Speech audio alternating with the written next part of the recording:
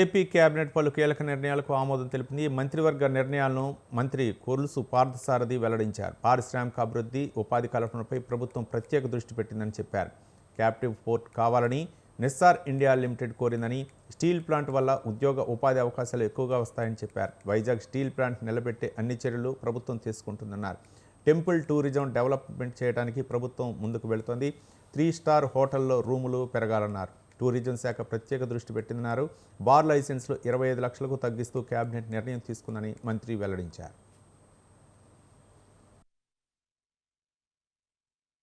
నిర్ణయం ఏదైతే ఆర్సిలరీ మెటల్ నిసాన్ స్టీల్ ఇండియా లిమిటెడ్ దాదాపు 1,35,000 కోట్లు 2 phases లో స్టీల్ ప్లాంట్ ఏదైతే 17.8 మిలియన్ టన్నుల స్టీల్ ఉత్పత్తికి ఏదైతే ప్రతిపాదన చేసిందో అది వాస్తవ రూపం ధరించడానికి కావాల్సిన నిర్ణయాలు ఈ రోజు తీసుకోవడం జరిగిందని చెప్పేసి మనం చేస్తాను. ఈ స్టీల్ ప్లాంట్ కోసం మరి ఈ ఆర్సిలరీ మెటల్ సంస్థ వారు ఒక క్యాప్టివ్ పోర్ట్ కావాలని చెప్పేసి కోరటం, డిఎల్ పురం అనకాపల్లి డిస్ట్రిక్ట్ లో డిఎల్ పురం అనే విలేజ్ లో 2.9 కిలోమీటర్ వాటర్ ఫ్రంట్ తో ఒక క్యాప్టివ్ పోర్ట్ వాళ్ళకి ఇవ్వటానికి మంత్రి మండలి ఆమోదించింది. ఆ క్యాప్టివ్ పోర్ట్ ఇవ్వటానికి కేజీపీఎల్ కాకినాడ గేట్వే పోర్ట్ లిమిటెడ్ కి సంబంధించిన కన్సెషన్ అగ్రిమెంట్ లో కొన్ని క్లాజెస్ ని మోడిఫై చేయాల్సి వచ్చింది. 30.11 Indian port act 1908 and amendment of class 30.11 దీన్ని అమెండ్మెంట్ చేయడం మూలంగా, ఎందుకంటే ఆ కన్సెషన్ అగ్రిమెంట్ లో దానికి ఇంత డిస్టెన్స్ లో ఇంకో కొత్త పోర్ట్ కి ఇవ్వకూడదు అనే నిబంధనలు ఉన్నాయి. కాబట్టి ఇది ఈ పెద్ద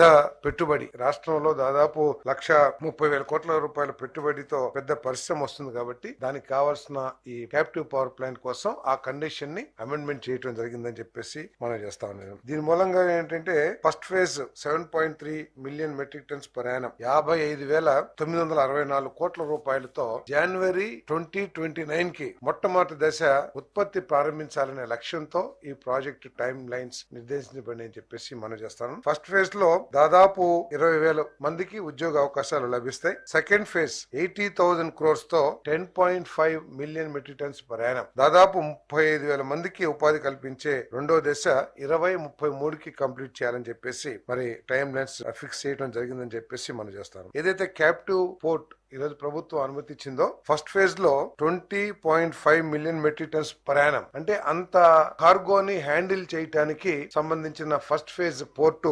5,816 కోట్ల రూపాయలతో నిర్మించబడతా ఉంది. దానివల్ల 1,000 మందికి ఉపాధి అవకాశాలు లభిస్తాయి. ఇది కూడా జనవరి 2029 అంటే ఫ్యాక్టరీ అయిపోయేటప్పటికి ఇది కూడా సిద్ధం అవుతుందని చెప్పేసి మనం చేస్తాం. అదేవిధంగా సెకండ్ ఫేజ్ ఏదైతే 10.5 million metric tons per annum రెండో దశ ఉందో అది అయిపోయేసరికి ఇంకొక సెకండ్ ఫేజ్ క్యాప్టివ్ పోర్ట్ లో సెకండ్ ఫేజ్ 5,382 కోట్ల పెట్టుబడితో 5,000 మందికి ఉపాధి కల్పించే క్యాప్టివ్ పోర్ట్ సెకండ్ ఫేజ్ కూడా పూర్తవుతుందని చెప్పేసి ఈ సందర్భంగా తెలియజేస్తా ఉన్నాను. మరి దీని మీద ముఖ్యమంత్రి గారు ఈ ప్రాజెక్ట్ కి ఎటువంటి అడ్డంకులు లేకోకుండా ఈ ప్రాజెక్టు అనుకున్న నిర్దేశిత సమయంలో పూర్తి కావటానికి అన్ని విధాలా కూడా చర్యలు తీసుకోవాలని చెప్పేసి మరి ఆదేశాలు ఇవ్వడం కూడా జరిగిందని. ప్రెస్టీజియస్ ప్రాజెక్ట్ ఈ రాష్ట్రంలో అన్ని ప్రాంతాలు సర్వతోముఖ అభివృద్ధి